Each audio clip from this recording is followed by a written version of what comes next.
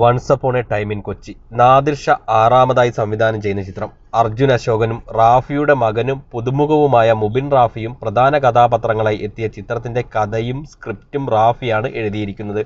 പടത്തിന്റെ കാസ്റ്റിംഗിലേക്ക് വന്നാൽ അർജുനെയും മുബിനെയും കൂടാതെ ഷൈൻ ടോം ചാക്കോ, ദേവിക സഞ്ജയ്, ശിവജിത്ത്, ജോണി ആന്റണി, അശ്വത് ലാൽ, ജാഫർ ഇടുക്കി, ബൈജു, സമദ്, സുധീർ കരമന, ഡ്രാക്കുള സുധീർ, റിയാസ് ഖാൻ എന്നിവരാണ് ഉള്ളത്.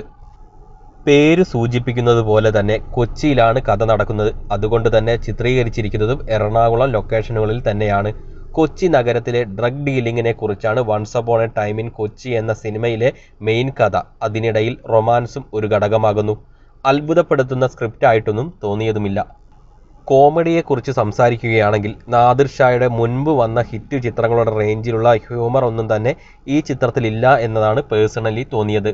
കഥയാണെങ്കിലും നമ്മൾ ഊഹിക്കുന്ന വഴിയിലൂടെ തന്നെയാണ് നീങ്ങുന്നതും.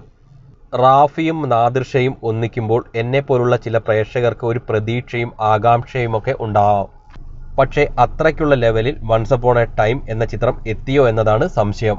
ചിത്രത്തിലെ ശ്രദ്ധിക്കപ്പെടുന്ന കഥാപാത്രങ്ങൾ മുബിൻ്റെയും അർജുൻ്റെയും ആയിരുന്നു. അർജുൻ പോലീസ് ലുക്കിൽ മികച്ചതായി തോന്നി. ഒരു പുതുമുഖ എന്ന രീതിയിൽ മുബിനും വളരെ നല്ല പ്രകടനം തന്നെ കാഴ്ചവെച്ചു.